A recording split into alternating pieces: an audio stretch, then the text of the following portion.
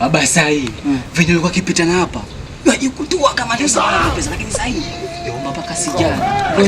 Hata pita na pesa sasa hivi nasema, 20 mpaka 20 sasa hivi waomba. Kwani? Na alikuwa ni mtu vibunda hivi. Juzi aliniona hapo. Mwanangu, nipigie 10 kani nipige. Yule shika cheki. Akija hapa kuna kutualia chai. Yaani mpaka 10.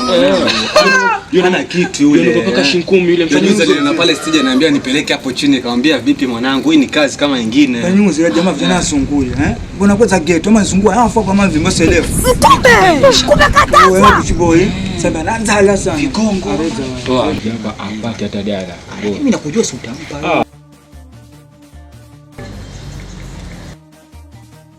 Niambie mwanangu sana. Poa Bladi nasema. Bachana na wamisi kweli. Elimu yenyewe. Karibu bwana. Niambia wewe lakini. Amna fresh manya wewe. Ile jamaa ile nayo kasirielewa kweli yani. Nani? Mimi si wasome wadogo zangu. Ulipotea mwanangu. Sasa nifanyeni hivi jamani.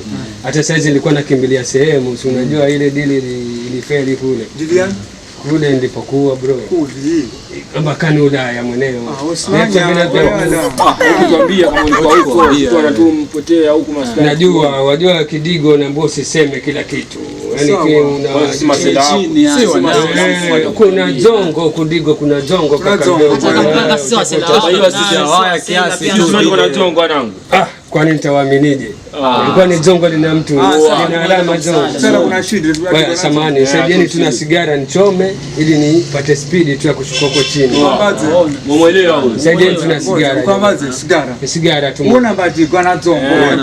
Kwa kama mwenye mudiko na mimi ndio nalo. Kwa nini kama na sigara wakati una pesa, unasagala Waarabu lengo kama.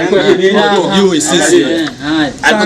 Wakati mira yuko na midoko mira yake. Wadogo zangu kuna kasoro muelewi. Kasoro gani? Kasoro ile tulifundishwa na wazee. Mselamavyo. Vipi huyo? Mwanangu vipi wewe? Sababu kuna pesa fulani zinazi hapa. Ndio watu wenu. Ndio tuseme. Alafu anatomba pesa tupite hapa jukutua hivi. Unapita hapa. Angalia yeye anajifanya ni yeye. Yuko Kimombate 20 nakwambia mwanangu upewi.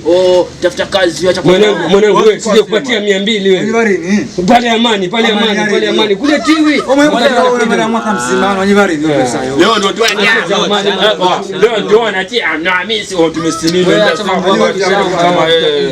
kwa hiyo mwanangu mwenye atukopi bwana anasindio. Sawa basi jua round 2 inakuja riziki mafungu 7. Riziki mafungu 7. Mashati yenyewe kwenye mabega hayo. Umeishiwa sasa hivi wewe. Imeisha. Uwanja wake kaingia shamba moja. Game ishaisha hii. Maana soko huu mnala ulioingia.